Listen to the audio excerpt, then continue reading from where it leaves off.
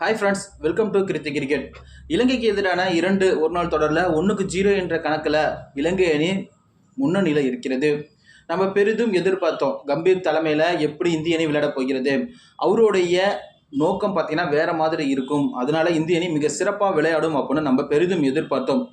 ஒரு 15 வருடங்களுக்கு முன்பு இந்திய அணி எப்படி விளையாண்டதோ, அதாவது இந்திய அணியில் ஓப்பனிங்கில் ஒரு விக்கெட் போயிடுச்சு அப்படின்னா அதுக்கு பின்னாடி வர எல்லா பேட்ஸ்மேன்களுமே அடுத்தடுத்து அவுட் ஆகி வெளியேறிடுவாங்க.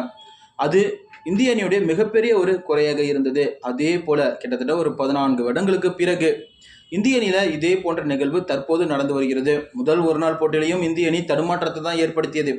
அதே போல இரண்டாவது ஒரு நாள் போட்டியில இந்திய அணி மிகப்பெரிய தடுமாற்றம் ஏற்பட்டது. அது காரணம் பேட்டிங் வரிசை சரியா இல்லை. பேட்டிங் ஆர்டரையும் சரியா மாற்றி மாற்றி இறக்குனது ஒரு காரணம்.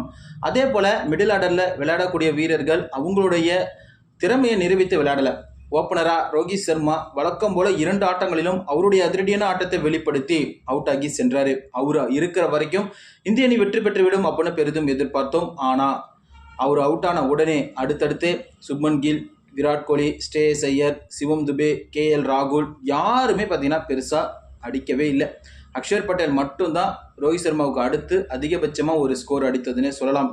இதனால இந்திய அணியில பேட்டிங்ல 3வது ஒரு நாள் போட்டியில 2 மாற்றங்களை ரோஹித் சர்மா நிகழ்த்த இருக்காரு. என்னதான் ஸ்பின்னர்களுக்கு எதிராக இந்திய வீரர்கள் சிறப்பாக செயல்பட்டாலும் இலங்கை மண்ணில் இலங்கையோட ஸ்பின்னர்களை எதிர்கொள்ள இந்திய பேட்ஸ்மேன்கள் பார்த்தீங்கன்னா திணறி வராங்க. அது உண்மையான ஒரு தகவல். இதர் மாற்று வீரராக தற்போது 2 மாற்றங்களை ரோஹித் சர்மா செய்ய இருக்காரு. ஒன்று, KL ராகுலுக்கு 2 ஆட்டங்களும் வாய்ப்பு கொடுத்தும் தொடர்ந்து அவர் சொதப்பி வராரு. அதனால அவரை அணியில இருந்து 3வது போட்டியில நீக்கிவிட்டு ரிசர்வ் பண்ணிட்ட உள்ள கொண்டு வராரு ரோஹித் சர்மா. அதே போல 2 ஆட்டங்களும் மிக மிக இக்கட்டான நிலைமையில களமிறக்கப்பட்ட கிட்டத்தட்ட 5 வருடங்களுக்கு பிறகு மீண்டும் வாய்ப்பு கொடுக்கப்பட்ட சிவம் துபேவும் பார்த்தீங்கன்னா சரியான ஒரு பேட்டிங்கை வெளிப்படுத்தவே இல்லை. அதனால அவரையும் உட்கார வைத்து விட்டு ரியான் பராக்கை உள்ள கொண்டுட்டு வராரு ரோஹித் சர்மா. இந்த 2 மாற்றங்கள் தான் இலங்கைக்கு எதிரான 3வது ஒரு நாள் போட்டியில இந்தியா நிகழ்த்த போகிறது. எப்படியாவது இந்த போட்டியை வெற்றி பெற்று தொடர சமன் செய்யும் முனைப்புல தான் இந்திய அணி களமிறங்க இருக்கிறது.